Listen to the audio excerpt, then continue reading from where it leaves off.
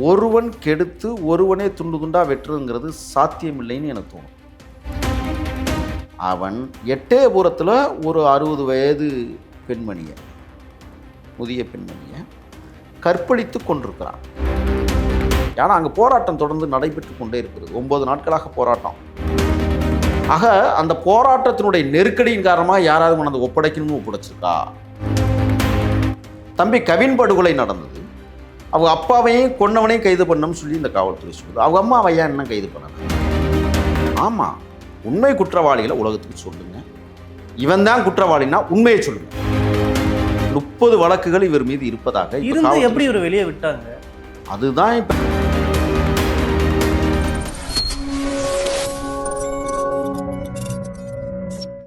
வணக்கம் ஐயா. வணக்கம். இப்போ விராத்திகுளத்தில் இந்த +2 மணி நாம் கூட நிறைய வாசிச்சிருப்போம். இப்போ அந்த குற்றவாளி கண்டுபிடிக்கப்பட்டதா சொல்கிறாங்க. அது நிஜம்தானா? எப்படி அதை பார்க்குறீங்க? சாயல்குடியைச் சேர்ந்த தர்மமுனீஸ்வரன் அப்படிங்கிறவரை இப்போ பிடிச்சதாக போலீஸ் சொல்லியிருக்கு. எந்த அடிப்படையில் அப்படின்னா, இங்கே ஒரு சந்தேகம் இருக்குன்னு. பகல் நேரத்தில் அந்த தர்மமுனீஸ்வரன் காற்றாலை மின் உற்பத்தி நடைபெறக்கூடிய இடத்துல இருக்கிற சிசிடிவி கேமரா எடுத்த ஒரு புகைப்படத்தை வைத்து இவர் தான் சொல்லியிருக்காங்க. அது எப்போ எடுத்தது? மதியத்தில் எடுத்த புகைப்படம் ஒன்றும். ரெண்டாவது, அங்கே ஒரு ஸ்ட்ரக்கிள் நடக்கும்ல, இந்த பெண்ணை கற்பழிக்கும் போது ஒரு ஸ்ட்ரக்கிள் நடந்திருக்குன்னு காவல்துறை சொல்லுது, நான் சொல்லலை. இந்த பாலியலில் பிரதீபா என்ன செஞ்சுக்கிறாங்கன்னா, அவனை அந்த ஸ்ட்ரக்கிளில் அவள் எப்படியாவது பழச்சி ஓடணும்னு முடிவு பண்ணுறான். இவன் விடலை அப்படின்னு சொல்லுவான். அப்போ அந்த ஸ்ட்ரக்கிளில் அவனுடைய தோல் கீரல்ல பிரதிபாவனுடைய நெகத்துக்குள்ளே இருந்ததாக காவல்துறை சொல்லுது. ரொம்ப உன்னிப்பாக கவனிக்கணும். இப்போ அந்த தோல் டிஎன்ஏ டெஸ்ட்டில் ஒரே மாதிரி இருக்குன்னு காவல்துறை சொல்லுது. இங்கே எனக்கு ஒரு பெரிய சந்தேகம் என்னென்னா, ஒருவன் கெடுத்து ஒருவனே துண்டு துண்டா வெட்டுறதுங்கிறது சாத்தியமில்லைன்னு எனக்கு தோணுது. பின்னால் ஏதோ ஒரு அரசியல் இருக்கிறது மாதிரியான ஒரு விஷயங்கள் இருக்குது. சரி, ஒரு நெகத்தில் இருக்கிற தோல், அதை வச்சு டிஎன்ஏ டெஸ்ட் இவன் தான் கண்டுபிடிச்சின்னு சொல்கிறான். ஏற்கனவே அவன் எட்டயபுரத்தில் ஒரு 60 வயது பெண்மணியை, முதிய பெண்மணியை கற்பழித்து கொண்டிருக்கிறான். நீங்கள் சொன்னது மாதிரி பாலியல் செய்து கொண்டிருக்கிறான். அப்போ காவல்துறை அவனை கைது செய்திருக்கு. இப்போ தான் அவன் ஜாமீன்லாம் வந்திருக்கான். 2 ஆண்டுகள் சிறையில் இருந்ததாக காவல்துறை வட்டாரங்கள் சொல்லுது. அந்த குற்றவாளியை கண்காணிக்கணுமா இல்லையா? இது யாரோட வேலை? வெளியில் விட்டாச்சு, சரி, அவனுடைய நடவடிக்கைகள் எப்படி இருக்குது, எந்த மாதிரி போயிட்டுருக்கான்? எப்போதுமே நம்ம லாஜிக்காக இயல்பாக இயற்கையாக பேசினாவே புரியும். ஒருத்தர் 2 ஆண்டுகள் ஒரு இளமை பருவத்தில் இருக்கிறவன் சிறை கொட்டடியில் இருந்துட்டு வெளியில் வர்றான்னா, அவனுக்கு காமமோகம் இருக்கும். அதை அணிவிக்கணும்னு தோணும், எங்கேயாவது போகணும்னு தோணும், யாராவது லவ் பண்ணணும்னு தோணும், அடுத்த முண்டாட்டி கிடச்சாலும் ஆட்டையை போட தோணும். இவனை கண்காணிக்க வேண்டிய பொறுப்பு இதுக்குன்னு ஒரு இன்டெலிஜென்ஸ் இருக்கா இல்லையா? அவங்க என்ன பண்ணாங்க? சரி, இரவில் பகலில் அந்த காற்றாலை மின் உற்பத்தி நடைபெறக்கூடிய இடத்துல இருக்கிற சிசிடிவி எடுத்த கேமரா இருக்குது. இவன் கற்பழித்து விட்டு பாலியல் தொந்தரவு செஞ்சுட்டு படுகொலை செஞ்சுட்டு தப்பிச்சு போகும்போது எங்கே அந்த புகைப்படம் இருக்கா? வெளியிடுமா காவல்துறை? இப்படி ஒரு சந்தேக கோணத்திலையும் நம்ம கேட்க வேண்டியது இருக்குது. ஏன்னா உண்மையிலேயே இவன் தான் குற்றவாளி, காவல்துறை பிடிச்சிருக்குன்னு சொன்னால் அவங்களுக்கு ஒரு சல்யூட். ஆனால் இதற்கு பின்னால் மறைந்திருக்கிறவர்கள் யார்? இதற்கு பின்னால் ஒளிந்திருப்பவர்கள் யார்? அவர்களை கண்டுபிடிக்கிறதா வேண்டாமா? இதோடவே முடிச்சுக்கோமா? ஏன்னா அங்கே போராட்டம் தொடர்ந்து நடைபெற்று கொண்டே இருக்கிறது. 9 நாட்களாக போராட்டம். செவ்வாய்க்கிழமை இரவு 6:30 மணிக்கு காணாமல் போன புள்ள இன்னைக்கு என்ன கிழமை? இன்னைக்கு வியாழக்கிழமை. 10 நாளாச்சு. ஆக அந்த போராட்டத்தினுடைய நெருக்கடியின் காரணமாக யாராவது கொண்டு ஒப்படைக்கணும்னு ஒப்படைச்சிருக்கா? ஏன்னா ஏற்கனவே அவன் பாலியல் குற்றவாளி. அந்த அடிப்படையில் சரி, ஒரு பாலியல் குற்றவாளி ஏற்கனவே அவன் செஞ்சுருக்கேன், இதையும் செஞ்சிருப்பேன்னு ஒரு கோணத்தில் கைது செய்து கொண்டு வந்து நிப்பாட்டுதாங்கிறதையும் நம்ம பார்க்கணும். போலீஸினுடைய புத்தி எப்போதுமே இருக்கும். ஒரு திருட்டு வழக்குன்னா அவன் ஏற்கனவே உள்ளே போயிட்டு வெளியில் வந்தானா, ஒரு இடத்துல திருட்டு நடந்திருக்கு, அந்த திருட்டை கண்டுபிடிக்க துப்பு இல்லைன்னா உடனே பழைய குற்றவாளி ஒருத்தனை கொண்டா நிப்பாட்டு, நீ தான் திருடினாத. இது போலீஸினுடைய புத்தி. இந்த வழக்குலையும் இந்த சமூக பதட்டத்தை தணிக்கிறதுக்கு இந்த மாதிரியான இது மாதிரி விஷயத்தை இப்போ கையாண்டிருக்குமோன்னு ஒரு பெரிய சந்தேகம் இருக்குது. உண்மை நான் என்ன கேட்குறேன்னா, இந்த தோல் நகை கணக்கில் இருந்த டிஎன்ஏ டெஸ்ட்டு எடுத்தோம்னு சொல்லியிருக்கேன். ரேஃப் இவனுடைய விந்தணுக்கள் இருக்கும்ல, இருக்குமா இருக்காதா, வெளிப்படையாக பேசும். நிச்சயம். அதை ஏன் டிஎன்ஏ டெஸ்ட் பண்ணல? யோசிச்சு பாரு. நான் உள்ள நுழைய விரும்பலை. அதை யோசிச்சா நம்மளுக்கு மண்டை வெடிக்கும். பச்சிலம் குழந்தது. அந்த டெஸ்ட் எடுக்கணும்ல. இதுவரை ஏன் காவல்துறை அந்த டெஸ்ட்டை பற்றி பேசவே இல்லை? தோல் தங்கச்சி விட்டு நெகத்துக்குள்ளே ஒட்டிருந்துச்சு, அதை வச்சு டிஎன்ஏ டெஸ்ட் எடுத்தோம்னு சொல்லிட்டீங்க. இப்போ அது அப்போ கற்பழிக்கப்படலையா? இப்படி ஒரு கேள்வி இருக்கா இல்லையா? மருத்துவக்குழு உண்மைத்தன்மையை உலகத்திற்கு சொல்லணும், உண்மை அறிக்கையை கொண்டு வரணும். இப்போ இவங்களை அவசர குளத்தில் நீங்கள் கைது பண்ணியிருக்கிறீங்க, நான் குற்றச்சாட்டுறேன்.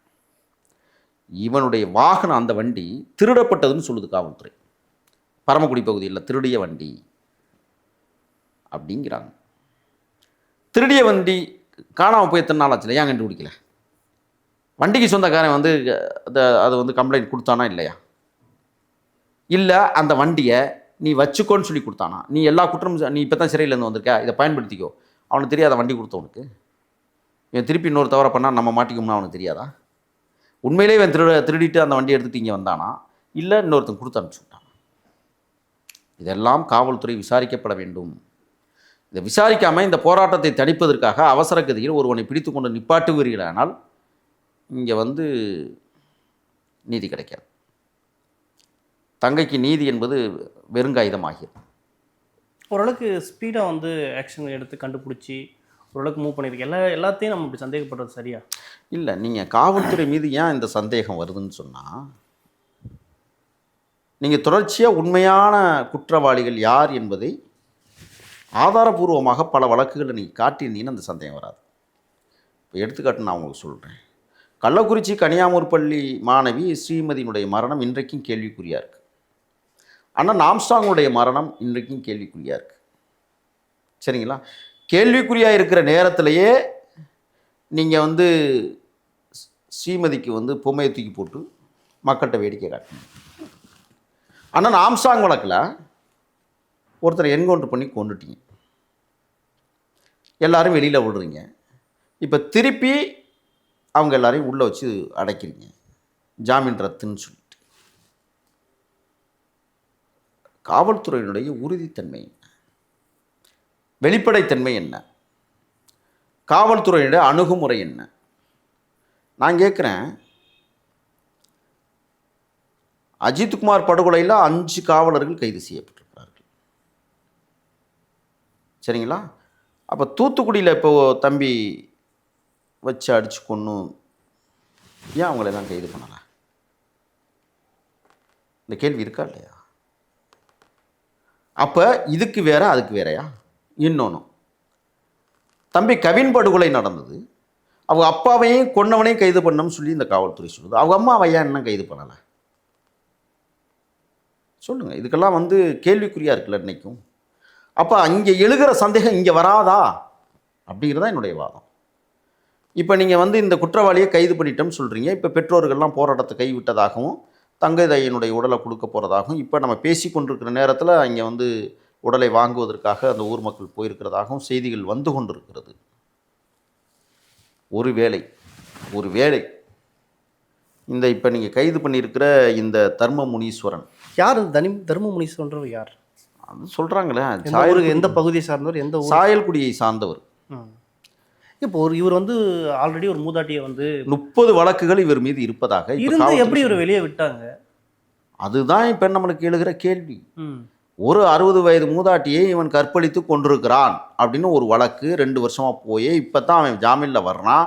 ஜாமீனில் வந்த ஒரு வாரத்தில் இந்த வேலையை செய்கிறான்னா, ஜாமீனில் வந்தவனை கண்காணிக்க துப்பில்லாத காவல்துறை எதுக்கு இருக்குன்னு நாங்கள் கேட்குறோம். முதல்ல இந்த அரசு ஊருக்கு கிராமத்திற்கு ஒரு கழிவறை கட்டாத கேடுகட்ட அரசாக இருக்குங்கிறது வேற. இல்லைன்னா அந்த குழந்தை வந்து கருவேலங்காட்டுக்கு போக வேண்டிய அவசியமும் இல்லை. நிச்சயம் எக்ஸாக்ட் 100% உண்மை நீங்கள் சொன்னது. புரியுதுங்களா? இப்போ இன்னொன்று சொல்கிறேன். உயர்நீதிமன்றம் பலமுறை வந்து வெளியிட்டிருக்கு, கருவேலங்காடுகளை அழித்தொழியுங்கன்னு சொல்லியிருக்கு. வைகோ தொடர்ந்து அதற்காக போராடுகிறார். வைகோ தொடர்ந்த வழக்கில் இப்போ இன்னைக்கு காலையில் கூட அதற்கான தீர்ப்பு வந்திருக்கு. அதுக்கு ஓய்வு பெற்ற நீதிபதிகள் 3 பேர் கண்காணிப்பு குழுவில் கூட இடம்பெற்றிருக்காங்க. ஏன் கருவேல மரங்களை இதுவரை அகற்றலை? அது அகற்றியிருந்தால் கூட இந்த கற்பழிப்பு சம்பவம் நடந்திருக்குமா? முதல்ல கழிவறை கட்டலை, கருவேல மரங்களை அகற்றலை. இவ்வளவு பிரச்சனைகளை வச்சுக்கிட்டு இன்னைக்கு வந்து மாணவி வந்து நான் என்ன கேட்குறேன்னா, இல்லை ஒரே ஒரு ஆதாரம் டிவியில் என்ன கட்டுறாங்கன்னா, அந்த வண்டியில் கிராஸ் ஆகுது, அவ்வளோதான் கட்டுறான். நானும் ஏதாச்சும் புதுசாக இருக்குமோ, ஏதாச்சும் ரெஃபரன்ஸாக எடுத்துக்க முடியும். நீங்கள் அவன் வண்டியில் அப்படி நகரும்போது பார்த்தீங்கன்னா ஒரு நிழல், பெரிய நிழல் தெரியும். அது ஏதோ காற்றாலையுடைய அந்த மின்கம்பத்தோட இது தெரியுது. இப்போ அவன் லுங்கியில் தான் அந்த வண்டியை ஓட்டிகிட்டு போயிட்டு இருக்கான்.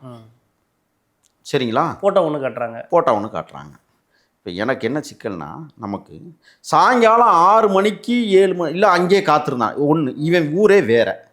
இந்த பொண்ணு தான் 6:30 மணிக்கு இங்கே வருது, 6:30 மணிக்கு அது கழிவறைக்காக வருது, இயற்கை உபாதையை கழிக்க வருதுன்னு அவன் ரொம்ப மாசமாக அவங்க நோட் பண்ணிகிட்டு இருந்தானா? யதார்த்தமாக இது நடக்கும். ஒரு கிராமம், இவன் அந்த கிராமத்துக்காரன் கிடையாது. அந்த கிராமத்துக்காரனா கூட நம்ம சொல்லலாம், என்ன சொல்லலாம், ஓகே இந்த பொண்ணு இத்தனை மணிக்கு போகுது, தூக்கிடணும் இன்னைக்கு அப்படின்னு முடிவு பண்ணலாம். இந்த பொண்ணு 6:30 மணிக்கு, அவன் ஊர் வேற, எத்தனையோ கிலோமீட்டருக்கு அங்கிட்டு, அவன் சாயல்குடி. இது நடந்தது விளாத்திக்குளம். நல்லா யோசிச்சு பாருங்க. இப்போ நீங்களோ உங்கள் ஊர்லேருந்து நான் கேட்குறேன், நீங்கள் பெண்ணாகரம்னு வச்சுக்கோங்க. பெண்ணாகரத்தில் நீங்கள் இருக்கிறீங்க. பிலிக்குண்டில் போய் ஒரு வீட்டுக்குள்ள நீங்கள் அத்துமீறி நுழைஞ்சிட முடியுமா? ஒரே பகுதி தான். இல்லை நெருப்பூரில் போய் நீங்கள் நுழைஞ்சிருவீங்களா? தெரிஞ்சால் தான் நுழைய முடியும். யாரோ ஒரு நண்பர் இருந்தால் தான் போக முடியும். நிச்சயமா. அப்போ இவன் திட்டமிட்டு 6:30 மணிக்கு அந்த குழந்தை கருவேலங்காட்டுக்கு வருதுன்னு தெரிஞ்சு தானே தூக்குனானா? எதுக்கு அவனுக்கு அங்கே என்ன வேலை? ஏன் அந்த நேரத்தில் வந்தான்? ஏன் இத்தனை ஊர் கடந்து வந்தான்? இந்த கேள்விக்கெல்லாம் பதில் இருக்கிறது. இந்த விரைவாக முடிக்கிறதுக்கு இதுக்கு பின்னாடி எதனா அரசியல் காரணம்? நிச்சயமாக. என்ன காரணங்கள்? யார் அந்த சார்? இதுக்கும் அந்த சார் தானே? ஆமாம்.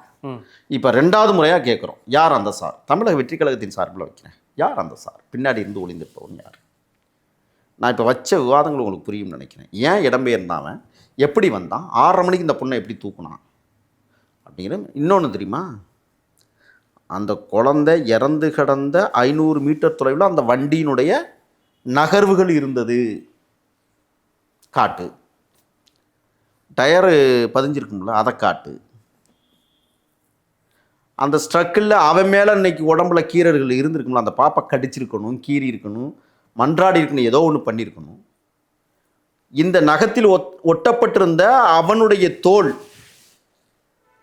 எந்த இடத்துல கீரல் விழுந்த தோல், அது ஒப்பிட முடியுமா? இதுக்கெல்லாம் பதில் காவல்துறை தான் சொல்லுமா? இது எதையோ மூடி மறைப்பதற்காகவும் யாரையோ காப்பாற்றுவதற்காகவும் ஒரு நாடகத்தை அரங்கேற்றுவது போல் தோன்றுகிறது. ஒருவேளை உண்மையாக இருக்கும் பட்சத்தில் இது வாழ்த்துக்கள். ஆனால் நாடகமாக இருந்தால் அந்த இறந்த என் தங்கையினுடைய மரணத்திற்கு நீதி யார் தருவார்?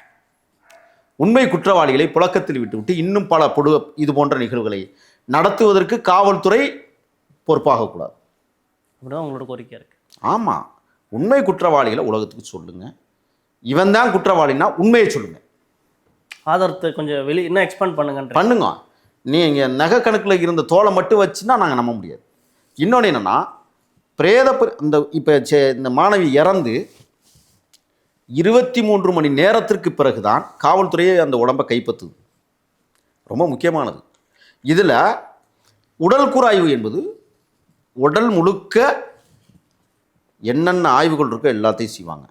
இப்போ இந்த குழந்தை இறந்து கிடந்த இடத்துலேருந்து மருத்துவமனைக்கு கொண்டு போகிற நேரத்தில் அந்த நெகக்கணக்கில் இருந்த அந்த தோல் காஞ்சி விழுகாமல் இருந்திருக்குமா?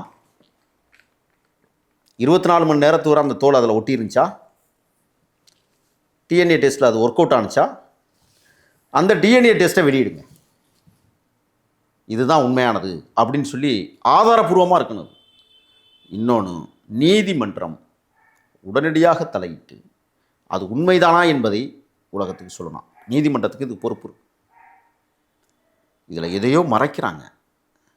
ஒருவனால் இந்த செயலை செய்ய முடியாது. அவன் வந்ததை காட்டினீங்க, போனதை காட்டுங்க. இல்லை, மறைக்கிறதுல என்ன பலன் இருக்க போகுது?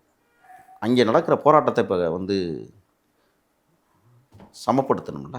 தேர்தல் நெருங்கிருச்சுல, அது ஒரு யுத்தமாக மாறிடக்கூடாது. தென் பிராந்தியங்களில் முதலமைச்சர் ரகசிய உத்தரவு கூட இட்டிருப்பார் இந்த நேரத்தில். எப்படியாவது பிரச்சனை முடிங்க, பிரச்சனை அப்படியே தொடர்ந்துச்சுன்னா என் கட்சி அங்கே தென்மண்டலத்தில் ரொம்ப வீக்காக போகும் சொல்லியிருப்பார். நான் சொல்லுவதெல்லாம் நாளைக்கு யோசிச்சு பாருங்க. ஏன்னா இதுக்குள்ள ஏதோ ஒரு உண்மை பதிஞ்சிருக்கு. நம்ம அடுத்த காணொலி என்னைக்காவது பேசுகிற போது உண்மை வெளியில் வந்துடும். சரி, ஓகே சார். நிறைய தகவலை பகிர்ந்துட்டு மழை. நன்றி. நன்றி.